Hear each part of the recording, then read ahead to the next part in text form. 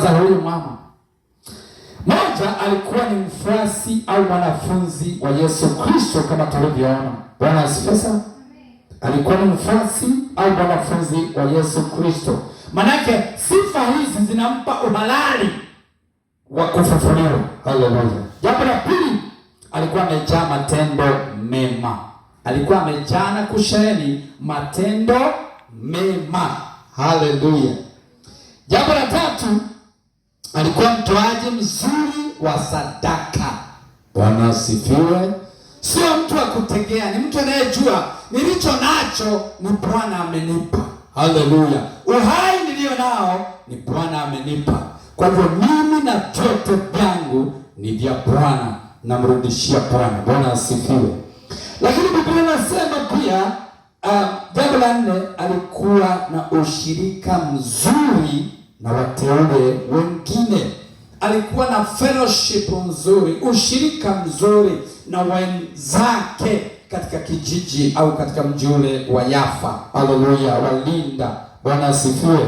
Alikuwa na mtu ambaye anashirikiana na wengine, anawasaidia, anawatia moyo. Tunaona jamii ya watu wote ilikutana alipokufa. Bwana atusaidie sana.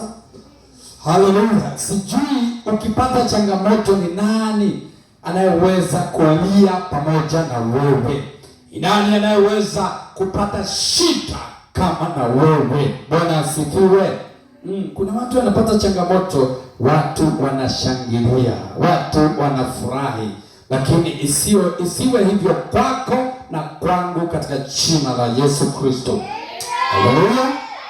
Lakini jambo lingine, alikuwa faraja kubwa kwa jamii. Haleluya. Tunaona wajane na makutano na watu wengi. Alikuwa ni faraja kubwa kwa jamii. Bwana Yesu apewe sifa. Haleluya. Kuna maeneo sitasoma, lakini nitake kusema hivi. Bwana tusaidie sana. Nitake nisomewe na mtu atakayesoma kwa haraka kidogo, anisomee katika kitabu cha Yakobo ili tuweze kwenda pamoja. Yakobo sura ya kwanza. Haleluya. Atusomee kitabu cha Yakobo sura ya pili ya Yakobo mstari wa 14 hadi 26 kwa haraka. Tuone mambo ya matendo. Yakobo sura ya 20 sura ya pili mstari wa 14. Naomba nisomewe katika jina la Yesu. Amen.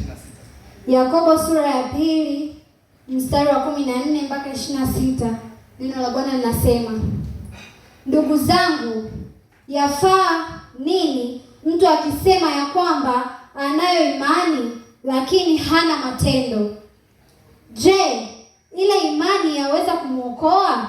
Imani yaweza kumwokoa? Ikiwa ndugu mwanamume au ndugu mwanamke yu uchi kupungukiwa na riziki, na mtu wa kwenu akamwambia, enendeni zenu kwa amani, mkaote moto na kushiba, lakini asiwape mahitaji ya mwili, yafaa nini? Yafaa nini? Aseme tu, asifanye kitendo. Haleluya, tuendelee. Amen. Vivyo hivyo na imani isipokuwa ina matendo imekufa nafsini mwake. Imani isipokuwa na matendo imekufa nafsini mwake. Walokole wengi, watu wengi waliokoka wamezoea kusema sana, lakini hawaonyeshi hata siku moja matendo ya imani. Manake imani yao haina maana hata kidogo, imekufa nafsini mwake. Tuendelee. Amen. Lakini mtu atasema, wewe unayo imani nami ninayo matendo. Nionyeshe imani yako pasipo matendo, nami nitakuonyesha imani yangu kwa njia ya matendo yangu. Amen. Wewe waamini ya kuwa Mungu ni mmoja, watenda vema. Mashetani nao waamini na kutetemeka. Mashetani wenyewe wanaamini, lakini hata wana matendo, kwa sababu wanatetemeka. Haleluya. Amen. Mashetani wanaamini Mungu ni mmoja, wanatetemeka. Haleluya. Wewe unaamini tu, unasema ndio, lakini mashetani yana matendo. Haleluya. Haleluya. Yanawashinda watu wengine. Tuendelee. Haleluya. Amen. Lakini wataka kujua wewe mwanadamu usiye kitu, kwamba imani pasipo matendo haizai. Haileti matunda. Imani pasipo matendo haifanyi chochote, haizai, haileti matunda, maana yake haileti matokeo. Amen. Oh yes. Je, baba yetu Ibrahimu hakuhesabiwa kuwa ana haki kwa matendo hapo alipomtoa Isaka mwanawe juu ya madhabahu? Angalia, Ibrahimu alitoka kwake akiwa na kuni na wafanyakazi wawili na punda na kijana, akielekea kwenye mlima Nebo ili kumtoa mwanawe wa pekee. Na alipofika mahali akawaacha wale vijana wake, akatembea na yule mwanawe Isaka na akamalizia tendo lile kwa imani. Akachukua kisu ili amtoe sadaka, akahesabiwa haki. Haleluya. Bila kumtoa Isaka haingefaa kitu. Tuendelee.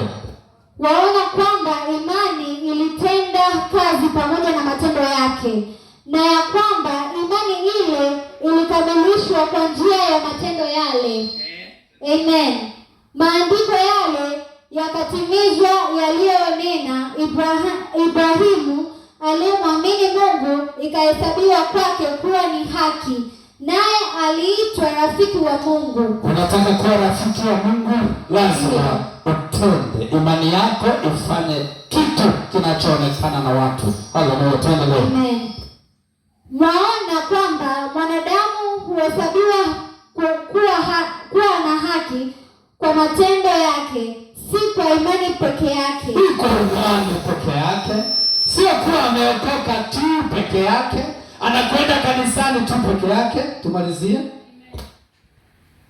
Vivyo hivyo na Rahabu yule kahaba, naye je, hakuhesabiwa kuwa ana haki kwa matendo hapo alipowakaribisha wajumbe akawatoa nje kwa njia nyingine? Maana kama vile mwili pasipo roho umekufa,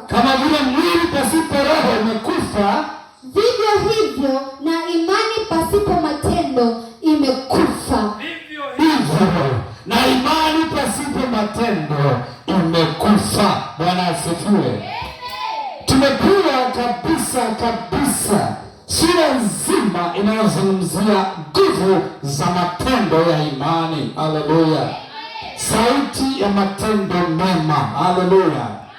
Matendo yana nguvu hata kubadilisha mfumo wa maisha ya mwanadamu. Matendo yana nguvu hata kumfanya Mungu ashuke atembee pamoja na wewe. Bwana asifiwe. Ukisema mimi nina imani na mimi nikwambia mimi na imani na matendo, mimi nimekuzidi. Bwana asifiwe sana.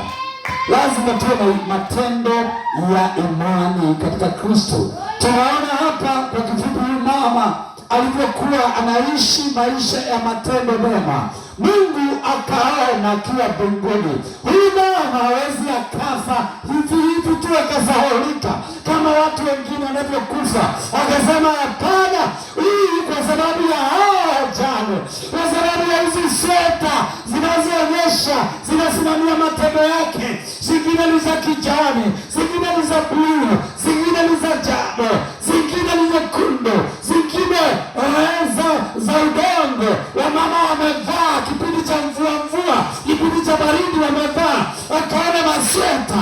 Petro alipoangalia, Bwana akamwambia hawajamzika, yuko ghorofani. Hebu wafuate hawa kina mama. Alipowafuata, haleluya, ilikuwa ni swala la kumwambia Tafina, njoo. Haleluya, toka huko. Bwana asifiwe.